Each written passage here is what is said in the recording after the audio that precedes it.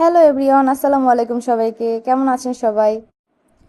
আজকে আমি আপনাদের সঙ্গে শেয়ার করছি আমার প্রিয় ভুনা খিচুড়ি রেসিপি। চলুন তাহলে শুরু করি আজকের রান্না।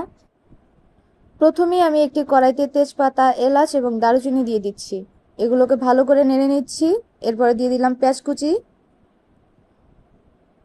ভালো করে নেড়ে নেওয়ার পর একে একে এরপরে দিয়ে দিব রসুন বাটা, আদা বাটা, দিয়ে দিব একটু পানি যাতে মশলাগুলো পুড়ে না যায়।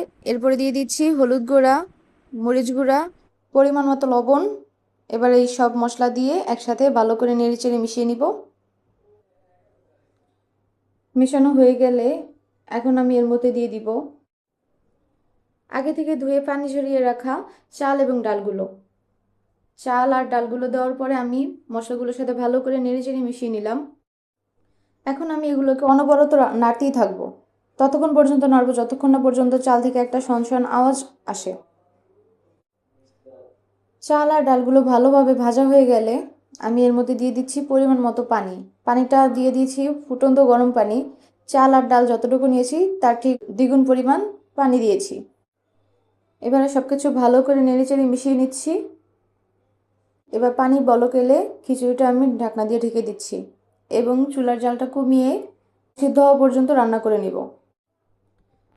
চালটা প্রায় 90% সিদ্ধ হয়ে গেছে। একবার আমি ভালো করে নেড়েচেড়ে মিশিয়ে নিচ্ছি।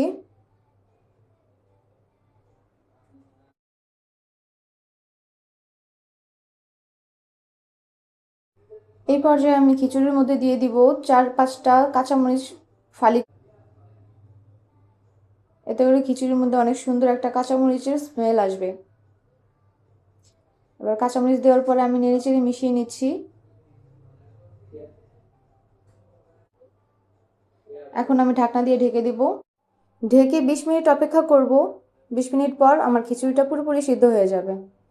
তৈরি হয়ে গেল আমার খিচুড়িটা, একদম ঝরঝরে খিচুড়ি।